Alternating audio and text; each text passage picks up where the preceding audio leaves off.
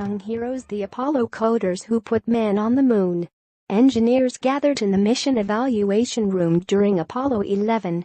This article originally appeared on TechRepublic. Homer R. had been asleep for 15 minutes when he got a call from his boss at Johnson Space Center. All he said was, "Homer, get into mission control as fast as you can." "I didn't have an idea of why I was going in there," he said. "Within 30 minutes at most I knew that they were truly in a life-or-death situation," said R. Earlier that evening, Apollo 13 astronaut Jack Switchard had brought NASA mission control to a standstill with the now famous statement, "Houston, we've had a problem." The Apollo 13 craft was more than 300,000 kilometers into its journey to the moon when an explosion ripped through the tiny capsule. On that day in April 1970, with the vessel venting its precious supply of oxygen, NASA knew it had few options for getting the 3 Apollo astronauts on the stricken spacecraft home safely. "From that realization on, all we did was do everything we could to get them back," R said. "It's sort of like being in the air, you know. If you have to jam a needle into somebody's chest to reactivate their heart, you just do it. You don't think about what you're doing. You just do it." One of the many pressing issues was how to mount a rescue without firing the engines on the damaged part of the craft. At Johnson Space Center in Houston, Texas, mission control narrowed the options to a maneuver never attempted before.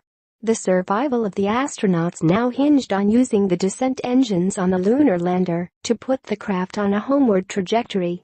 Mission control had limited time to work out how to pull off the maneuver. Luckily, just months before the crew blasted off from Cape Canaveral, 2 programmers had written the software for mission control to calculate just such a move. "Within 30 minutes at most I knew that they were truly in a life-or-death situation."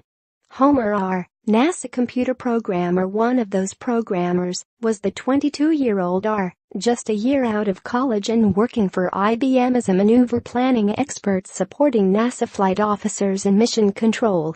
"If what had occurred on the Apollo 13 had occurred on Apollo 12, we would have had a real bear of a problem," said R., since the algorithms for calculating the maneuver had only just been added. "Physically you could do it, but computationally and in the Mission Control Center, it would have been extremely difficult to figure out when to do the maneuver and how to do it," he said. Mission Control needed assurance that firing the descent engines would work, and R and a colleague spent the night running what was called a dispersion analysis, checking every possible parameter to see if the move would put the craft on the right course. "I couldn't even tell you the number of times we ran computations," said R., "but we did the dispersion analysis, and the conclusion was, go ahead and do the maneuver." The eventual safe return of the astronauts was due to far more than that series of calculations, but R's recollection illustrates just how crucial the early computers were to the lunar missions. With its goal of putting a man on the moon, NASA's Apollo program is perhaps the most ambitious technical endeavor ever undertaken.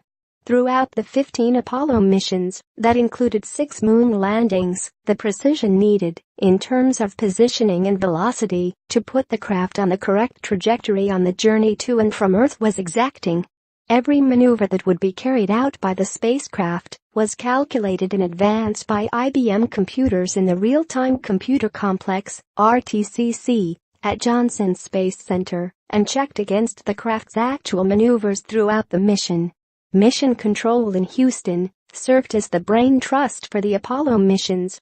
Just as important to the return of Apollo 13 and the success of the wider program were the computer systems underpinning the numerous simulators at Johnson Space Center and Cape Canaveral. The simulators included working copies of the spacecraft's command and lunar modules and allowed NASA astronauts and the flight controllers on the ground to practice every part of the journey, from the launch to the lunar landing to Earth re-entry, working in tandem as they would during the mission.